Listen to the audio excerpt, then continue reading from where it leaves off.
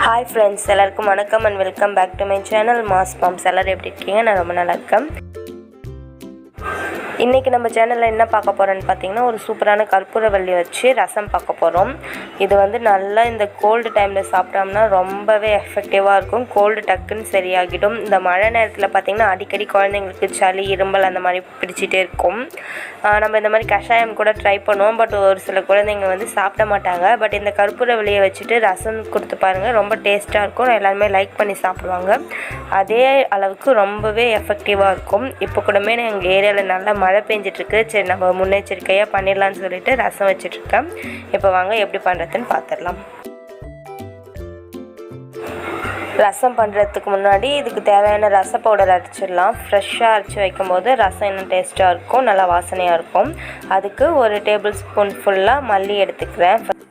அதே டேபிள் ஸ்பூனில் ஒரு டேபிள் ஸ்பூன் அளவுக்கு மிளகு, அப்புறம் அரை டீஸ்பூன் அளவுக்கு ஜீரகம், ப்ளஸ் ஒரு அரை டீஸ்பூன் அளவுக்கு கடலைப்பருப்பு. அவ்வளோதான். இப்போ இது எல்லாத்தையுமே நல்லா ஃபைன் பவுடராக இப்போ அரைச்சி எடுத்துக்கலாம். இந்த மாதிரி ரச பவுடர் தனியாக அரைச்சி செய்யும்போது ரொம்பவே டேஸ்ட்டாக இருக்கும்.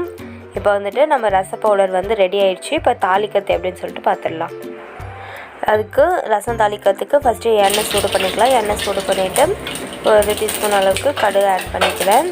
கடுகு இப்போ நல்லா பொரியட்டும். கடுகு பொரிஞ்சதுக்கப்புறம் காஞ்ச மிளகாய் ஆட் பண்ணிக்கலாம். நான் ஒரு 3 காஞ்ச மிளகாய் ஆட் பண்ணியிருக்கேன்.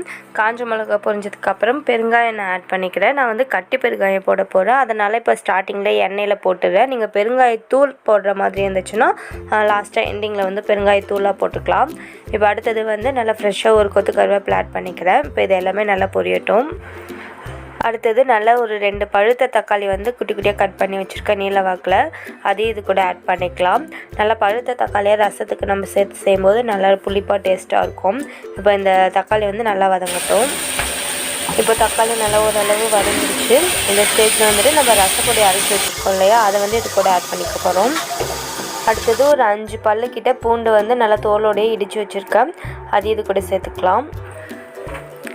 அடுத்தது ஒரு 1/2 டீஸ்பூன் கிட்ட மஞ்சள் தூள் சேர்த்துக்கலாம். அடுத்தது வந்து கற்பூரவல்லி சேர்த்துக்க போகிறோம். கற்பூரவல்லி வந்து பார்த்திங்கன்னா ஒரு 20 கற்பூரவல்லி கிட்ட இருக்கும்.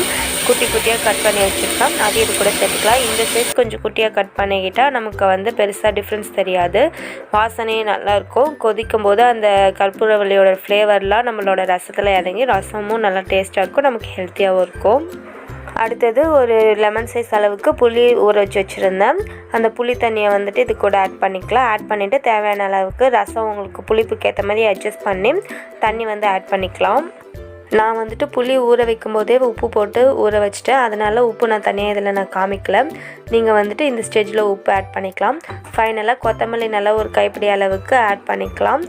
அந்த மாதிரி கட்டி பெருங்காயம் ஆட் பண்ணலைன்னா பெருங்காயத்தூள் வந்துட்டு இந்த ஸ்டேஜில் லாஸ்ட்டாக ஆட் பண்ணிக்கோங்க. நல்லா வாசனையாக சூப்பராக இருக்கும். அவ்வளோதான், நம்ம ரசத்துக்கு தேவையான இன்க்ரீடியன்ட்ஸ் எல்லாமே ஆட் பண்ணிட்டோம். இது நல்லா இப்போ ஒரு கொதி வந்ததுக்கப்புறம் ஆஃப் பண்ண போகிறோம். இந்த மாதிரி இதே மெத்தடில் வந்து ரசம் வச்சு சாப்பிட்டு பாருங்கள், ரொம்பவே டேஸ்ட்டாக இருக்கும். இந்த மாதிரி மழை சீசனில் அடிக்கடி குழந்தைங்களுக்கும் சரி பெரியவங்களுக்கும் சரி சளி பிடிச்சிட்டே இருக்கும். இந்த சமயத்தில் வந்துட்டு ரொம்ப சிம்பிளாக இந்த ரசம் வச்சு சாப்பிடும்போது சளிக்கெலாம் ரொம்ப நல்லா எஃபெக்டிவாக நல்லா கேட்கும். அந்த மாதிரி தொண்டைக்கு நல்லா இதமாக இருக்கும். கண்டிப்பாக ட்ரை பண்ணி பாருங்கள். இப்போ வந்து நல்லா ஒரு கொதி வந்துச்சு. இப்போ இதை ஆஃப் பண்ணிக்கலாம். அவ்வளோதான், நம்ம கற்பூரவல்லி ரசம் ரெடி ஆகிடுச்சு. கண்டிப்பாக ட்ரை பண்ணி பாருங்கள். தேங்க்ஸ் ஃபார் வாட்சிங்.